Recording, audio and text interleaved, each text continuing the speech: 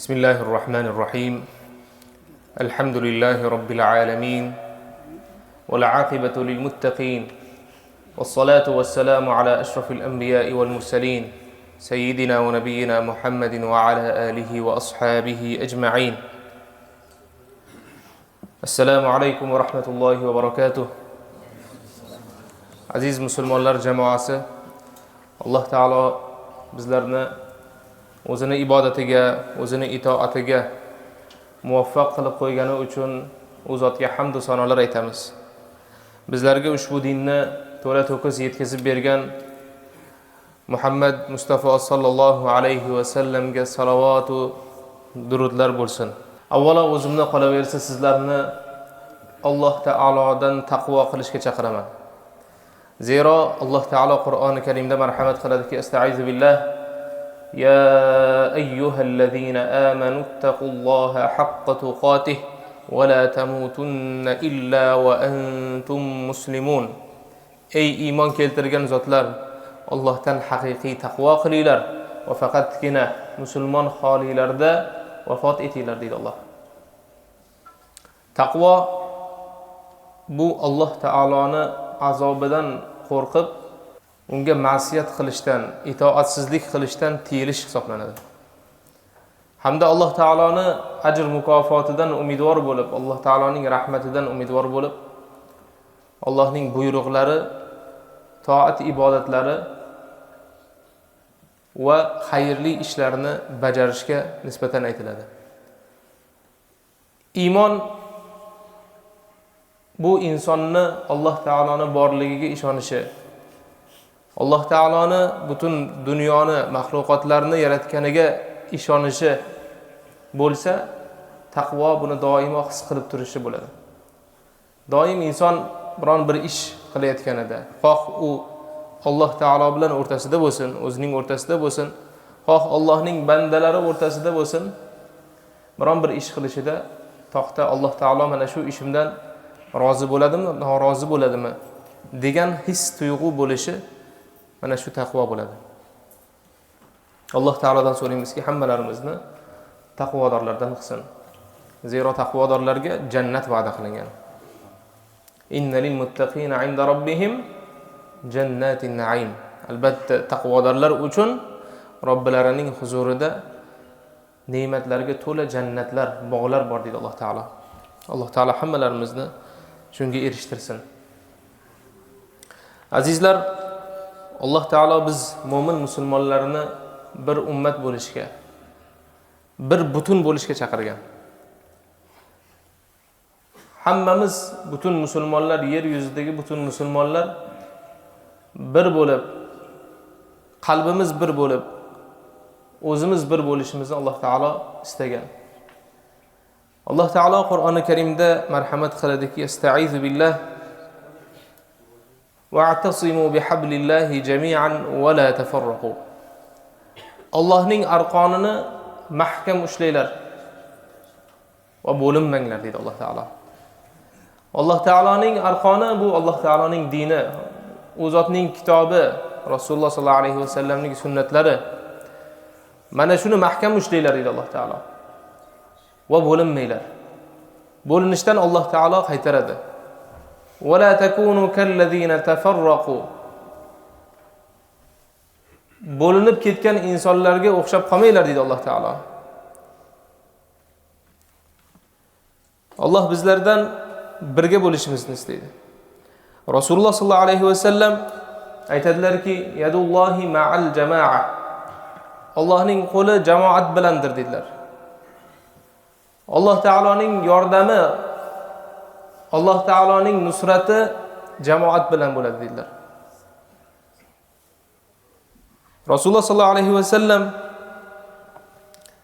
mana shu jamoatga, musulmonlarning birligiga chaqiradigan yana hadis aytadilar. Qarang, majtama'a qawmun fi baytin min buyutillah yatluna kitaballoh wa yatadarasunahu fima baynahum إلا نزلت عليهم السكينة وغشيتهم الرحمة وحفتهم الملائكة وذكرهم الله في من عنده. Nabiy sallallohu alayhi vasallam aytadilarki, qaysiki bir qavm Allohning uylaridan birida yig'ilib Allohning kitobini tilovat qiladigan bo'lsalar va uni o'zaro dars qilib o'rganadigan bo'lsalar, albatta ularning ustilariga sakinat, xotirjamlik tushadi. Ularni rahmat chulg'ab oladi. Allohning rahmati chulg'ab oladi, o'rab oladi. Va haffathumul malaika, va farishtalar ularni o'rab oladi. Va zakarahumullohu fi man inda. Hamda Alloh o'zining huzuridagilarga ularni zikr qiladi, nomlarini aytadi deydi Alloh taolo. Qarang, Rasululloh sallallohu alayhi vasallam bu hadis aytibdilar. Bunga sabab boshiga qarang, majtama'a dedilar Rasululloh sallallohu alayhi vasallam. Bir qavm yig'ilsa dedilar, birga bo'lsa dedilar. Demak, ko'ryapmiz-a? Alloh taoloning rahmati, Alloh taoloning sakinati, Alloh taoloning hech bir gunoh qilmaydigan mahluqotlari bo'lmish farishtalar jamoat bilan bo'lar ekan. Qanday jamoat? Allohning uyidagi Qur'oni Karimni tilovat qilib, birgalikda dars qilib o'tirganlarga bu va'da berilyapti. Demak, jamoatni dinimizda o'rni o'ta muhim, birodarlar.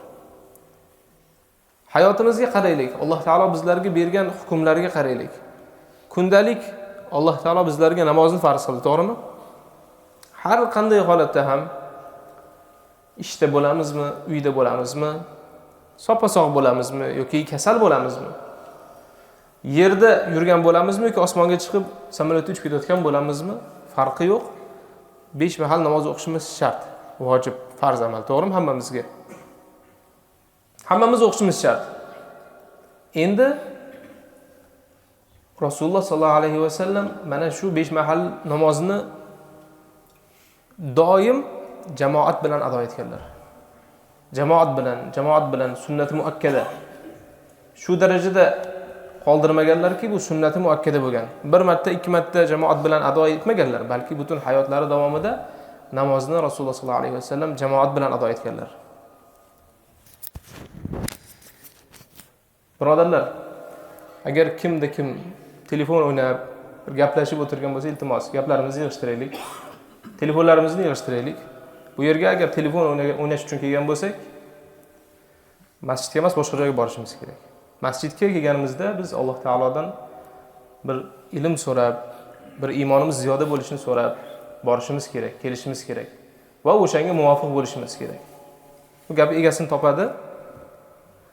Birinchi qavatda ham, ikkinchi qavatda ham. Iltimos. Alloh taolo o'zi manfaatli ilm bersin hammamizga. Demak, azizlar, jamoat namozlari bizlarni bir bo'lishga chorlaydi.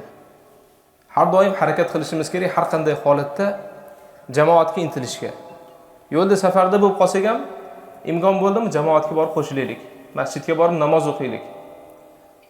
Bir o'zimizdan ko'ra jamoat bilan o'qiganimiz chandon afzal. Savobi afzal. Uni hali boshqa barakatlari bor, boshqa afzalliklari bor. Eng muhimi Alloh taoloning huzuridagisi. Bu dunyoning o'zida ham jamoat bilan bo'lgan inson, namozlarini jamoat bilan masjidda ado etgan inson juda ko'p imtiyozlarga ega bo'ladi. Uni bilar, balki bilmas. Rasululloh sallallohu alayhi vasallamdan yana bir hadis bor, birodarlar, qarang. Innalloha yarda lakum thalatha va yakrahu lakum thalathan. Fayarda lakum an ta'buduhu va la tushriku bihi shay'an va an ta'tasimu bihablillahi jami'an va la tafarraqu. Alloh sizlarga 3 ta narsaga rozi bo'ldi sizlar uchun. Va sizlar uchun 3 ta narsani yomon ko'rdi deydilar Rasululloh sallallohu alayhi vasallam. Qarang bu yerda, e'tibor qiling. Alloh biz mu'minlar uchun yaxshi ko'rgan va rozi bo'lgan narsasi, 3 ta narsasi haqida gap ketadi. Va Alloh taolo bizlar uchun norozi bo'lgan 3 ta amal haqida gap ketadi. Diqqat qiling. Agar mana shu amallarni bajarsangiz, siz Alloh taolo rozi bo'ladigan ishni bajarayotgan bo'lasiz. Nima dedilar Rasululloh sallallohu alayhi vasallam? Sizlar uchun rozi bo'ladigan narsalari faqatgina unga ibodat qilishingiz unga hech narsani sherik qilmasligingiz, shirk keltirmasligingiz dedilar. Uchinchisi, hamda Allohning arqoniga hammangiz mahkam ushlashingiz va ajralmasligingiz dedilar. Alloh taolo biz mo'minlarga rozi bo'lgan narsasi mana shu. Faqat Allohga ibodat qilish, hech narsani sherik qilmaslik. Alloh taolo bilan birga hech narsani teng qilmaslik.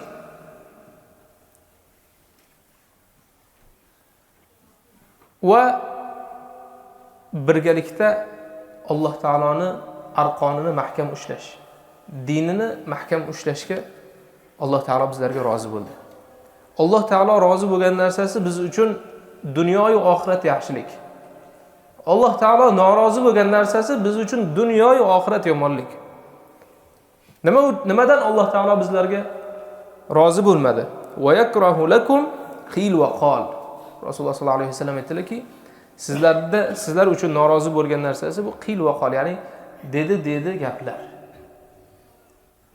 Buni qanday tushunamiz desa, insonning hayoti eshitdingmi falon ish bo'libdi, eshitdingmi falonchi ish qilibdi, eshitdingmi bunaqa bo'libdi, eshitdingmi bunaqa bo'libdi. Hayoti mana shunday iborat bo'lib qoladi. Gap. Ibodat haqida gaplashmaydi, bir foydali, manfaatli narsalar haqida gaplashmaydi. O'ziga na foydasi va na zarari bo'lgan, kerak emas bo'lgan narsalar haqida eshitdingmi unaqa bo'libdi, eshitdingmi bunaqa bo'libdi deb umrini o'tkazib yuboradi. Shu bilan hayoti o'tib ketadi. Rasululloh sollallohu alayhi vasallam aytibdilarki, buni Alloh sizlar uchun buni yomon ko'radi debdilar. Demak, haqiqatan umrini unaqa bo'pti, bunaqa bo'pti, u dedi, bu dedi bilan o'tkazgan odam baxtli inson bo'ladimi? Bir aqlli inson bo'ladimi? Ulul albab dedi Alloh taolo. Aql egalaridan bo'ladimi shunday inson? Bunday emas, albatta. Keyingisi nima desa, va kasratus sual. Va kasratus sual. Savolni ko'p berish, ko'p savol berish. Ko'p savol berish qanday tushunamiz? Savol bermaylikmi endi desa, bu yerda Rasululloh sollallohu alayhi vasallam gaplariga e'tibor bering. Ko'p savol berish. Odatda ko'p savol bekorchi insondan chiqadi. Unaqa bo'lsa-chi? Bo'lmasa bunaqa bo'lsa-chi? Bir masala aytsangiz, savol beradi. Javobini bersangiz, undan yana bitta savol topadi. Gapingizdan yana bitta savol topadi. Javob berasiz, yana bitta savol topadi. Bu keti uzilmaydi. Unga manfaatli, manfaatsizmi farqi yo'q. So'rab o'tiraveradi. Bu bekorchi inson. Mana shunday ko'p savol berishdan Alloh taolo bizlarga demak norozi bo'lar ekan, rozi emas ekan Alloh. Lekin foydali narsalarni so'rash kerak. Insonni dunyoy va oxiratiga foyda beradigan, manfaat yetadigan narsalarni so'rash shart. So'ramaslik kerak ekan degani bu shu behuda, keraksiz savollarni bermaslik degani. Va ida'atul mal, va molni zoyi qilish, bekorga sarflash, behuda ishga sarflash. Mana buni ham Alloh taolo bizlarga noloyiq deb bilar ekan. Alloh taolo bundan ham rozi bo'lmas ekan. Farqi yo'q. Qancha molingiz bor, qancha dunyoyingiz bor. Ehtimol dunyoning yarmi siznikidir, lekin uni bir chaqasini ham behudaga sarflamang. Keraksiz, foydasiz, ertaga oxiratda hisobni ko'paytiradigan, azobni ko'paytiradigan narsalarga sarflamaslik kerak. Bu mo'min kishini hayotdagi mana shu mol va dunyo bilan tutgan yo'li bo'ladi. Mol va dunyoni behudaga sarflash, keraksiz ishlarga sarflashdan Alloh taolo bizlarga demak rozi emas ekan. Qarang, bu hadisda Rasululloh sollallohu alayhi vasallam bizlarga Alloh taolo yaxshi ko'rgan narsalarni aytib berdilar. Eng avvalo ibodat, Alloh taologa ibodat qilish. Unga qo'shib boshqa biron narsaga ibodat qilmaslik. Faqat Allohga ibodat qilish. Yakka Allohga ibodat qilish. Shirk keltirmaslik hamda birga bo'lish. Wa'tasimu bihablillah dedi Alloh taolo. Sizlar Allohning arqonini mahkam ushlanglar dedi. Shunchaki buni o'zi bilan chegaralanmadi, jami'an dedi. Ya'ni birgalikda dedi. Demak, mu'minlarning birligi ham o'ta zarur ekan. Nafaqat inson o'zi to'g'ri bo'lishi. Nafaqat bir o'zi Alloh taoloning dinini mahkam tutish kerak. Bundan tashqari yon atrofidagilarni ham mana shunday insonlar bilan birga bo'lish kerak. Ya ayyuhallazina amanu taqulloh. Ey iymon keltirgan zotlar, Allohdan taqvo qilinglar. Va kunu ma'as sodiqin. Va sodiqlar bilan, rostgo'ylar bilan birga bo'linglar dedi Alloh taolo. Va kunu dedi. Birga bo'linglar va kunu ma'as sodiqin dedi. Demak, Alloh taoloning kalomidan, Rasululloh sollallohu alayhi vasallamning hadislaridan bunga dalolat qiluvchi oyat va hadislar bisyor. Kuni kecha bizga janoza xabari yetib keldi. Kecha janozalarni o'qdik bir birodarimizni. Alloh taolo o'zi rahmatiga olsin. Dafn qilindi. Lekin bizni chuqur o'yga solgan, mana shu masjid jamoatini chuqur o'yga solgan bir holat bo'ldiki, bu janoza kecha vafot etgan yoki 3-4 kun oldin vafot etgan janoza emas ekan. 10 kun oldin deb eshitdik. Keyin kecha xabar kelishicha 20 kun oldin vafot etgan ekan, subhanalloh. Mana shu Filadelfiyada bo'lgan. Vafot etgan 20 kun tasavvur qilyapsizmi? Ko'milmasdan yotgan. Rasululloh sollallohu alayhi vasallam nima dedilar? O'likni tez ko'minglar dedilar. Tezlashtiringlar ko'mishni dedilar. Lekin 20 kun morgda yotgan, ko'milmagan. Hech kim olmagan. Bo'lmasa Filadelfiya shahri musulmonlar eng ko'p shaharlardan bittasi hisoblanadi Amerika bo'yicha. 2021-yil statistikasiga ko'ra 300 mingdan oshiq musulmon bo'lgan. 21da, endi tasavvur qiling, undan keyin qancha yana insonlar kelib keldi. Hozir balki 400 mingga ham borgandir. Shu darajada musulmonlar ko'p yashaydigan mintaqa hisoblanadi, shahar hisoblanadi bu yer. Lekin mana shunday joyda bo'layotgan ishga qarangki, bir inson musulmon vafot etyapti-yu, uning badani, jasadi 3 haftalab qolib ketyapti. Hech kim olib ko'mmayapti. Mana shu o'rinda ko'p mulohazalar bor, ko'p ibratlar olishimiz mumkin, ko'p masalalarni aytishimiz mumkin. Shulardan asosiylarini aytamiz, birodarlar. Mo'min kishi boshqa musulmonlardan ajralib olishi noto'g'ri bo'ladi. Mo'min inson, Alloh taologa iymon keltirgan inson musulmonlarni jamoasidan ajralib olishi bu yaxshi emas. Yaxshilikka olib kelmaydi.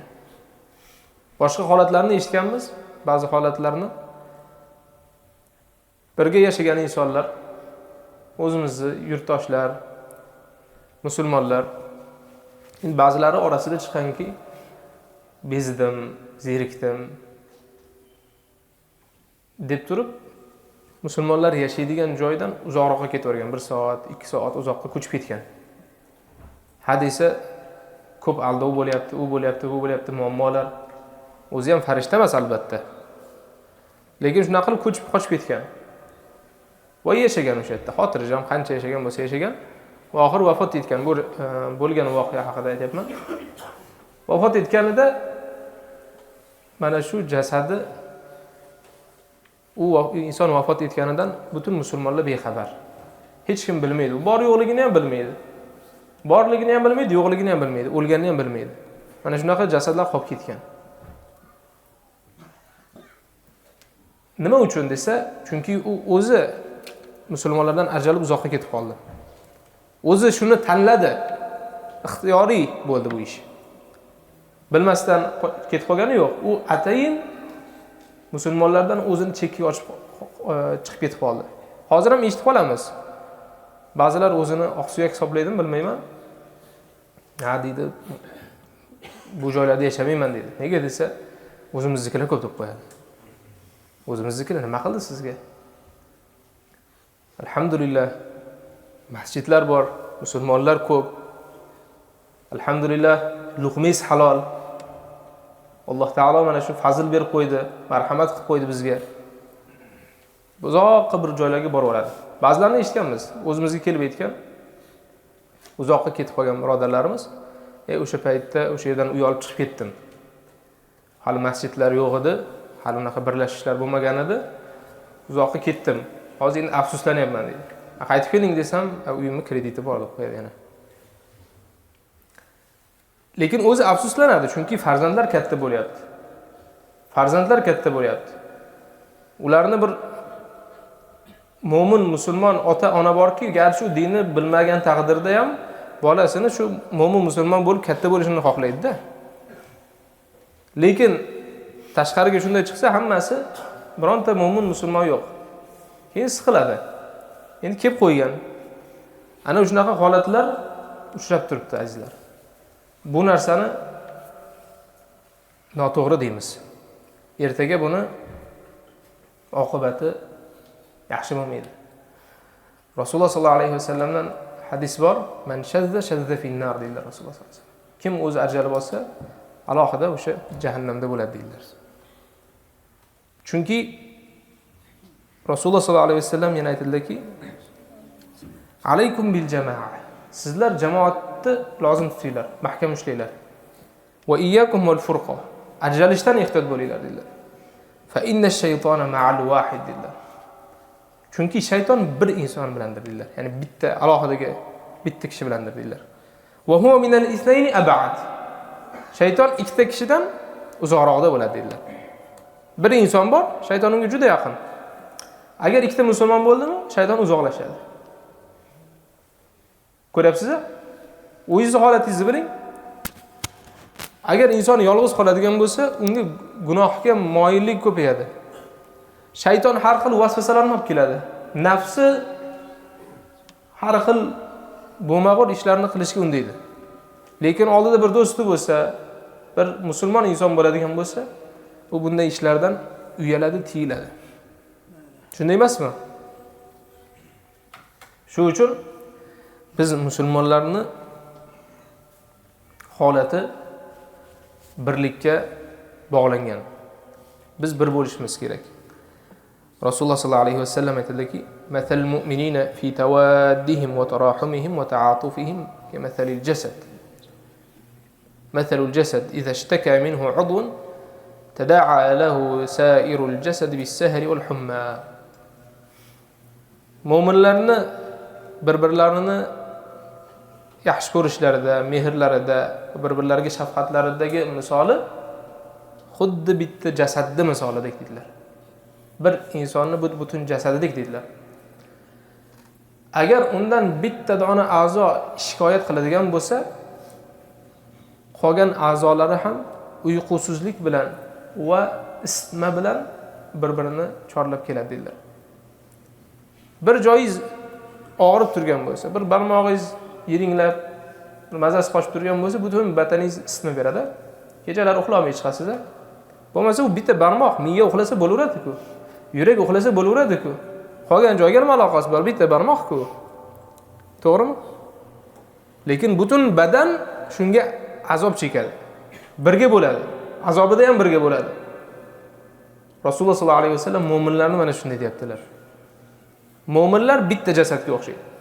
Bordi-ku bitta a'zosi, bitta tirnog'i, bitta barmog'i, qulog'ining bir joyi agar shikoyat qilib bir kasal bo'lib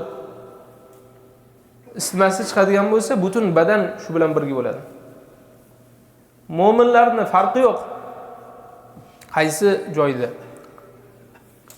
Bir mu'min agar aziyat chekadigan bo'lsa, bu butun mu'minlarning aziyati degani o'zi aslida. Biz bilsak-da, bilmasak-da. Shu uchun azizlar, mana shunaqa holatlarda bizga ibrat bo'lish kerak bunaqa holatlar. O'zimizni chekkiga olmasligimiz kerak. Yana bir ibratki, biz mu'minlar bir-birimizni holimizdan xabardor bo'lib turishimiz kerak. Do'stim, yaxshimisan? Bormisan? Ko'rinmay ketding. Xabar olib turishimiz kerak. Xabar olib turishimiz kerak. Hol-ahvol so'rab turishimiz kerak. Silay rahim qilib turishimiz kerak. Bekorga bu ishlarga Alloh taolo savoblar va'da qilmadi, ajr mukofotlar va'da qilmadi. Buni orqasidagi hikmatlari juda ko'p. Shulardan bittasi mana shu kechagi bo'lgan voqea bo'ladi bizga. Alloh taolo o'zi holimizni isloh qilsin. Alloh taolo o'zi bizlarni mu'minlarni jamoasi bilan qilsin. Agar qaraydigan bo'lsak, aytganimizdek bunga eng katta misol jamoat namozimiz. 5 mahal birga kelishimiz, birga namoz o'qishimiz, birgalikda bo'lishimiz, ko'z-ko'zga tushishi, hol-ahvol so'rashimiz. Mana bu juda katta ne'mat. Ayniqsa bu musofir yurtda, birodarlar. Bu yerda ba'zilar bor, bir o'zi kelgan, hech kim yo'q. Yaqinlari, qishloqdoshlari, qarindosh urug'lari, do'st-yorlar hech kim yo'q. Bir o'zi kelgan. Ba'zilarda bor, ota-onasi bilan kelgan, oilasi bilan kelgan, do'st-yorlari bor. Lekin birodarlar, mana shu masjidda nechta insonlarni bilamizki, hech kim yo'q, lekin masjid bir oila bo'lib qolgan. Masjiddagi bir birodarchilik, aka-ukachilik, yaqinlik xuddiki inson o'zini bir uyiga tushib qolganidek. Ko'ngli shu darajada xotirjam bo'ladi. Shu uchun birodarlar, masjid, jamoat bilan birga bo'lishimiz doimo zarur va lobud. Alloh taolo bizlarni o'zi to'g'ri yo'lga boshlasin, adashtirmasin. Alloh taolo bizlarni butun hayotimiz davomida la ilaha illalloh Muhammadur Rasululloh kalimasi bilan yashashni o'zi nasib etsin. Va mana shu jamoat bilan to'g'ri yo'ldagi ahli sunna val jamoa bilan birga bo'lishimizni Alloh taolo o'zi nasib etsin. Subhanakallohumma bihamdika nashhadu an la ilaha illa anta nastaghfiruka va natubu ilayk. Amin. Alhamdulillah wassalatu wassalamu ala rasulillah. Allahumma taqabbal minna innaka antas sami'ul alim wa tub alayna innaka antat tawwabur rahim. Allahumma ja'alna mimman yastami'una al-qawla fayattabi'una ahsana. Ey Robbimiz, Alloh pok Parvardigor, o'zing bizlarni bu qilgan ma'ruzalarimizni o'zing dargohingda qabul etgin. Vaqtimizni sarflab keldik ya Rob, seni ibodatingga labbay deb keldik. Hayya alas solah, hayya alal falah degan chaqiriqqa labbay ya Robbim deb keldik ya Rob. O'zing mana shu ibodatlarimizni, qilinajak ibodatlarimizni, eshitgan ma'ruzalarimizni o'zing qabul etgin ya Rob. Bu eshitganlarimizdan manfaat olishimizni, ularga amal qilishimizni Alloh o'zing bizlarga muvaffaq qilgin, yengil qilgin. Ey Robbimiz Alloh, bizlarni taqvodorlardan qilgin. Bizlarni jamoat bilan birga bo'ladiganlardan qilgin. Ertaga o'zingning huzuringga borganda ham musulmonlar jamoasi orasida tirilib, qayta tirilib, musulmonlar bilan birga Rasululloh sallallohu alayhi vasallam bilan birga jannatlaringga yo'l olishni Alloh o'zing nasib etgin ya Rob. Bizlarni ajralib qolishdan, mu'minlarni yomon ko'rib qolishdan Alloh o'zing asragin. Qalblarimizni birga qilgin, badallarimizni ham Alloh o'zing birga qilgin. Ey Robbimiz Alloh pok Parvardigor, jamoatimiz orasida kasalmandlari, dardmandlari, shifo talabidagi insonlar bor. Duo so'raganlar bor. Alloh o'zing barchalariga o'zing shifo komil ato etgin. Ba'zi birodarlarimiz otalariga, haqlariga duo so'radilar. Alloh o'zing otalarini, amaliyotlarini o'zing yengil o'tkazishni Alloh o'zing nasib etgin. Ey Robbimiz Alloh, butun mo'min musulmonlarni o'zing holatini isloh qilgin. Dardmandlarga shifo bergin. Farzand talabidagilarga Alloh o'zing farzand ato etgin. Ey Robbimiz Alloh pok Parvardigor, turmush qurmoqchi bo'lgan azizlarimizga o'zing solih va solih juft halollar ato etgin. Hammalarimizni Alloh o'zing zurriyotlarimiz bilan, yaqinlarimiz bilan birgalikda o'zingni to'g'ri yo'lingda bo'lishimizni nasib etgin. Qiyomatga qadar bizlardan keladigan avlod zurriyotlaridan faqat va faqat mo'min musulmonlarni, solih va solihalarni chiqazgin ya Rob. Fosiqlar chiqishidan, iymonsizlar chiqishidan Alloh o'zing asragin ya Rob. Ey Robbimiz Alloh pok Parvardigor, bizlarni ikki dunyo baxtu saodatga erishtirgin. Ikki dunyo xor uzorligidan o'zing panoh bergin, to'g'ri yo'lingdan adashtirmagin. ربنا آتنا في الدنيا حسنة وفي الآخرة حسنة وقنا عذاب النار برحمتك يا أرحم الراحمين.